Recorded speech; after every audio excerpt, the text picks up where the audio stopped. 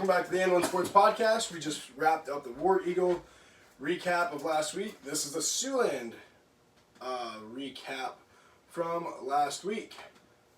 So, I guess let's just jump right into it. Boyden Hall remains perfect, and I think Marcus Kelderman is averaging a dunk a game. Every single game, I really do think he gets a dunk off every single night. Because I always see it on my Twitter, I always see it on my Snapchat stories and all that. It's everywhere. But it's always fun to see someone from the Siouxland getting a lot of dunks off. Because you don't see many dunks in the Siouxland Conference. Not anymore, at least. Nope. But let's jump right into December 14. We didn't have any games on Monday. Yep, we're not the War Eagle. Yeah, we're playing on normal days. Right, so let's move to December 15. And I will have Blake quickly read off Monday's games. Perfect. I get to start off with Boyden Hall versus Sioux Center. It's a little bit closer than what I thought it'd be, especially after watching Friday night's game of Wreck Valley versus Sioux Center. But Boyden Hall took this one 76-60. MOC traveled to George Little Rock and got a nice little win, 88-49. Central Lyon headed on the road to Okoboji, where Okoboji stood strong at home with the 59-52 win. Rock Valley hosted Sibley. Rock Valley ended up taking that one 67-52. And West Lyon traveled all the way to Sheldon to get a close win, 49-42. Wow. Any surprises there? I don't see any. Maybe a little bit of the Sheldon one, but because I always thought West Lyon would be a little bit tougher, but it is beginning of the year, and it always depends on which Sheldon team comes out to play. It's looking like Sheldon's going to be a little bit tougher than we expected, and West Lyon's going to be a little bit easier to take down than we expected as well. So nothing too much exciting happening on Tuesday. The Boyden Hall Sioux Center game was pretty fun to tune into. I kept clicking in and out of it, but not much going on there. It's kind of boring. Boyden Hall had about a 10-point lead the whole game, so Kingsley Pearson at George Little Rock on a Wednesday. This was at Northwestern College in Orange City. Thursday. Oh, it jumped all the way to Thursday. 17, yeah. Okay. Kingsley Pearson took down George, and probably George's closest game of the season, 58-46. George is looking like Akron. Of the Siouxland. But they would murder Akron. Do not get that mixed up. Yeah. And now let's jump over to Friday. It is Boyden Hall at Sheldon. Whoa. Closer game than I expected, but Sheldon is not a bad team this year. They're going to be within 20 of every single team, but I don't think they're going to really be winning terribly a lot of games. But they do have an older team, and they aren't a bad team. So Boyden Hall wins this one 60-49. Just looked like Boyden Hall was a better team deep in the game. It got close. I think it got to 5, and then Boyden Hall just, did Boyden Hall things and hit back-to-back threes, and then just held on to the lead. We got Central Lyon at MOC. Central Lyon dominates this one, 72-56. Not quite surprised there. MOC is a good team this year, but so is Central Lyon. MOC is a little bit more streaky. Maybe the score, what it is, almost a 20-point win. Yeah. That would be probably kind of surprising, especially when MOC with their coach. Yeah. You'd always think it may be a little bit closer, but Central Lyon is also a different team than they were the past few years. Absolutely. Then we got West Lyon at Okoboji. Huge upset here. Whoa. West Lyon murders Okoboji by 32. It was 77-45. Lucas could not have been playing. There's no way Lucas played that ball game. We do not know. He probably did in some, maybe got hurt or something. Not quite sure. But we got Sioux Center versus Rock Valley. Rock Valley takes another big win, 79-63. Rock Valley keeps trucking. And I did watch a little bit of this game. Rock Valley did get on a few runs. Sioux Center go on a tiny run, then Rock Valley keep going on a larger run. But Rock Valley hit down shots they were supposed to, and Sioux Center wasn't shooting the three the best as what they have the past few years. They were missing wide open shots from the corner up top. They weren't rebounding. They were missing easy shots inside. And I want to say they were playing a zone. Probably. Yeah. Sounds like Sioux Center. They're playing a zone, and Landon Van Kickrits, he had, I think, 25 points or so that game, and they Oh, all shit. came from the free throw line because Jeez. you always have somebody sit at the free throw line, easy jump shot. Yeah, and then we have a big surprise here. It's George Little Rock at Sibley, and Sibley only takes this one 51-49. Only a 2-point win there, but Sibley's been kind of streaky this year, so we're not quite sure how they're going to end up. But Okoboji rebounds on Saturday with GTRA at Okoboji, and they win 71-61. Not a good win. GTRA is not that good this season, but somehow Okoboji squeaked out of that one. Yep. So, no games on Monday for next week. Tuesday, Final day of the year. final game of basketball.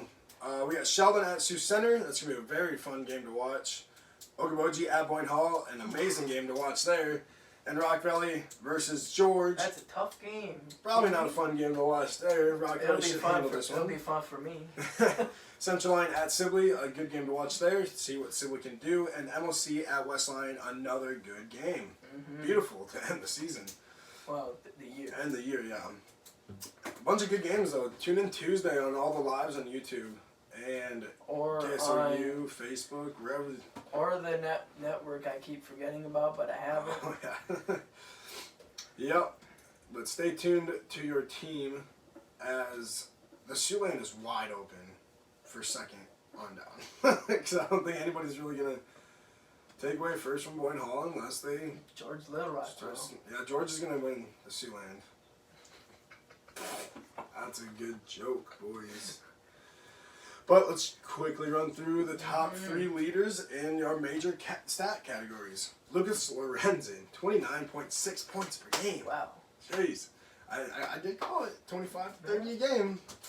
It is early in the season. Yeah, it is. So It's very you early. never know what. Bryson Van Grotes puts up 25 a game for Rock Valley. He's a junior as well, and another junior out there, Tanner DeSla, 23.6. And it doesn't show him past the top 5, but Marcus has to be up there. And a shout out to Rock Valley having 2 people in the top 5. Landon Van Kickricks is another junior, averaging 20. That's big. 220 plus scores Not per sure game. if Rock Valley's ever had that since 09, 010 when Jordan and Marcus Twin was Towers are there. Blake run through the top assisters. Right, assists per game coming from Rock Valley. You got junior Caleb Katz with 5.2 a game. Zach Van Beek coming in second from West Lyon, 4.5. Aiden Klein, a sophomore from MOC with 4.3.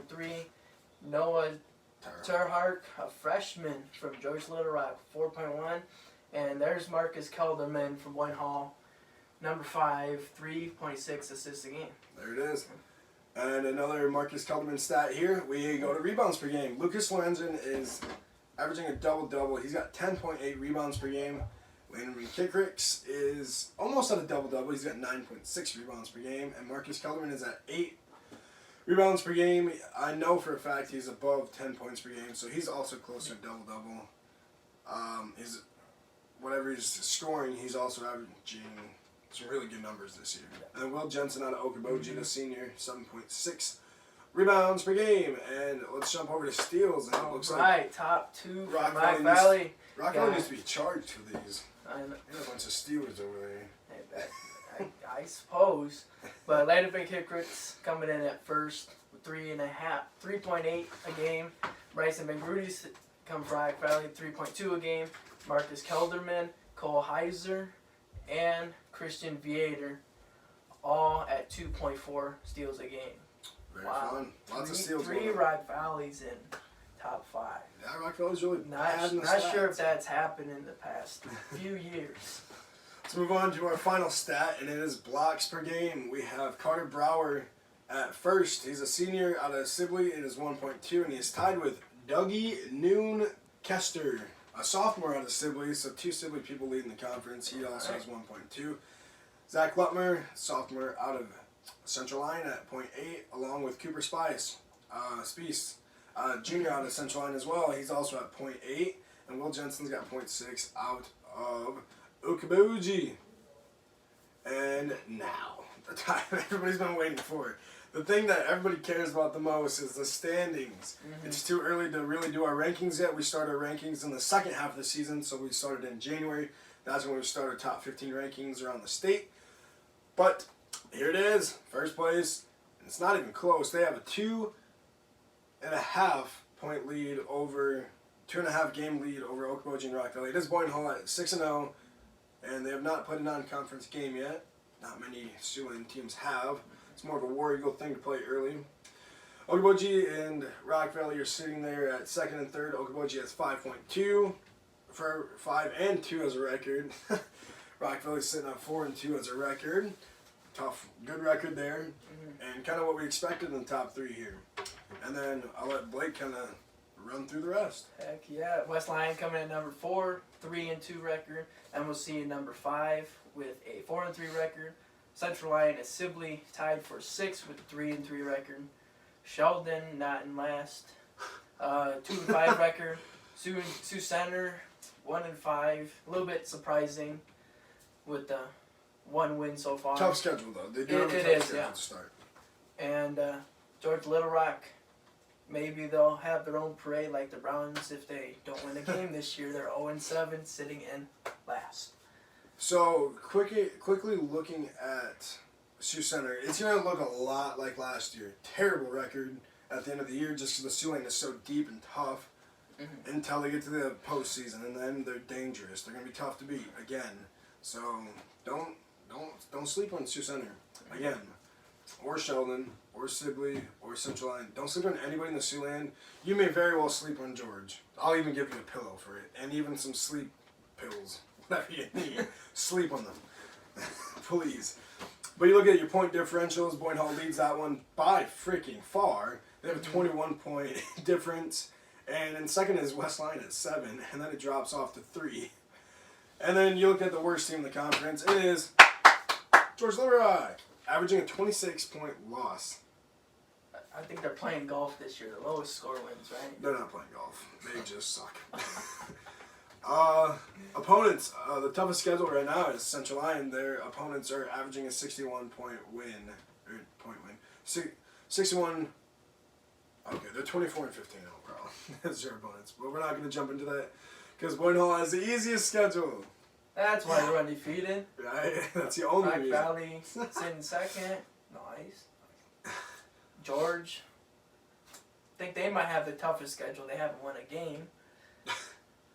But looking at the top 10 standings, anything jump out to you and anything not jumping out to you? For me, it is West Lyon being at 4. I'm surprised they're at 4. I'm not too surprised at them. Well, with the kids that I played with when I was in school, whether it was football, basketball, or anything like that, they just play hard. They had great athletes, and so that transferred down to the younger classmen. They brought that up. I think the biggest surprise for me, like I said, was probably Sioux Center with a 1-5 record, but they do have a tough schedule to start, so that will most likely change, maybe not drastically, but quite a bit. It might change. You'll see them start to win a few more games second half of the year, especially playing against Siouxland teams that they've already played before. So usually if you beat them, or you lose to them the first time, you might beat them or keep it very close the next time. Yep. And kind of wrapping it up, I did click on Boynton Hall's stats, and Marcus Kellerman is averaging 20 as well. So Boynton Hall and Rock Valley both have 2 20 points per game plus scores. It's crazy. And so at the beginning of the year, in order to stop Boynton Hall, you got to take down both of those 2 monsters. And taking down one's going to be tough enough because then the other one's going to go off. And if you take down one of them, Brian Zalsto's right behind them, launching threes every time he touches a freaking ball. Literally, it's catch and shoot only. It's fun to watch though. So that is that for Boynton Hall. Rock Valley is a tough team as well. Gonna be fun to watch the rest of the year. But I believe that wraps up the Siouxland for your week 4 updates. We will be doing the first quarter of the season kind of wrap up. Just we'll be rambling on about little stuff throughout the conference. Maybe do a team by team update, and then except for George and Akron, we're not talking about you guys. Sorry, but we're also doing a next half of the season predictions where everybody's at, and we start our top 15 rankings in 1A, 2A, and 3A, maybe 3A, and more season local, 3A. more local teams only. But we'll be doing the top 15 rankings for them around the state. So stay tuned, and we are clocking out. See you next week.